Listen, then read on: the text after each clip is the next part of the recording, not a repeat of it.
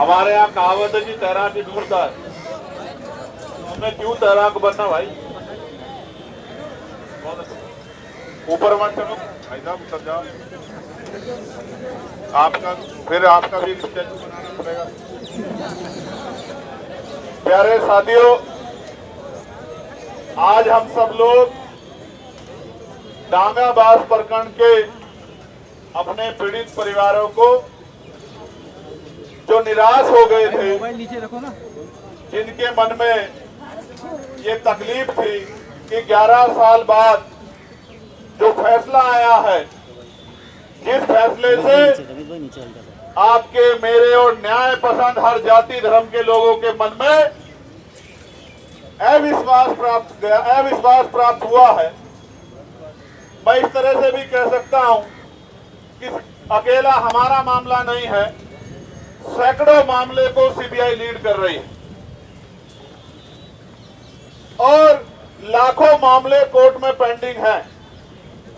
जब सामूहिक नरसंहार के फैसले पे जहां 6 लोग मारे गए हों और 11 साल बाद फैसला आए कि आरोपियों को बरी कर दिया गया है, तो सबसे बड़ा सवाल ये है कि हत्या करने वालों को जमीन खा गई या आसमान निकल गया।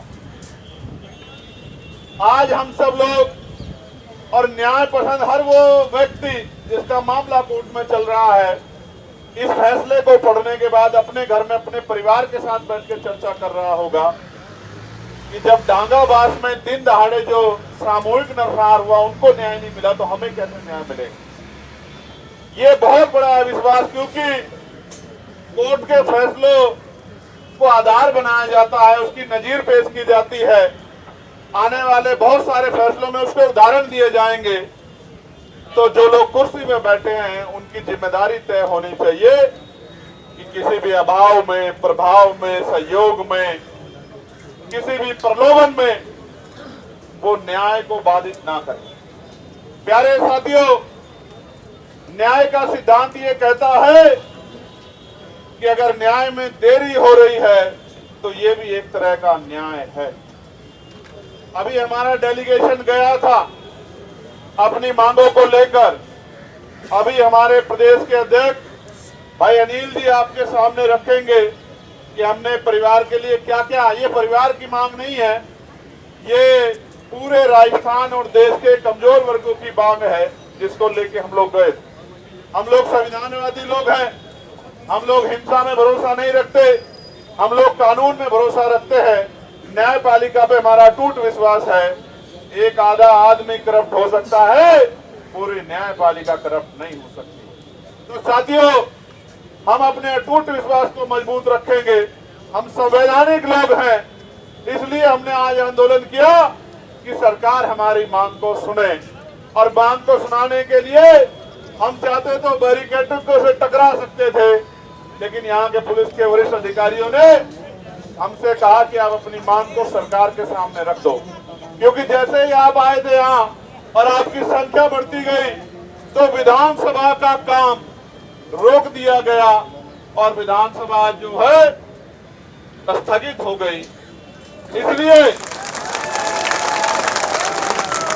इसलिए हमें भी इस आंदोलन को आगे बढ़ाने के लिए मेरा अनुभव यह है कि हमें हिंसा से दूर रहते हुए और तमाम तरह की साजिशों से, उपदरियों से दूर रहते हुए अपने आंदोलन को आगे बढ़ाना है।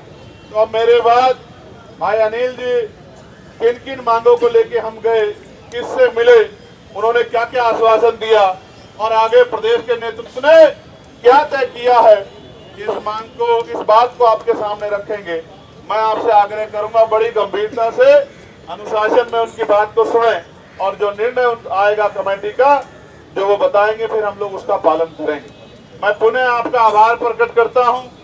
जहां लोग पैसों पे, सुविधाओं पे नहीं जाते, आप इस तपती गर्मी में इस शहीद स्मारक पे, जो हमारे वीर योद्धाओं की शहादत के तौर पे जाना जाता है, आप डटे रहे। मैं आपकी हिम्मत की दाद देता हूं। और जिस तरह से आपने अपनी संख्या को भी बनाकर रखा, लगातार जोश में भी जोश भी रहा, जुनून भी रहा, होश भी रहा। इससे मैं और गौरवान्वित हूं कि यहाँ जो साथी काम कर रहे हैं वो अपने का नीचे के साथियों को भी आगे भविष्य के लिए तैयार करें। मैं यहाँ आखिरी तो अपनी बात को खत्म करते हुए ये भी कहना चाहता हूँ, अगर सरकार हमारी बात नहीं सुनेगी तो जो आने वाले जो भी अवसर होंगे तो हम लोग सरकार का गला इस तरह पकड़ेंगे जैसे अन्याय करने वालों का गला पकड़ना चाहिए।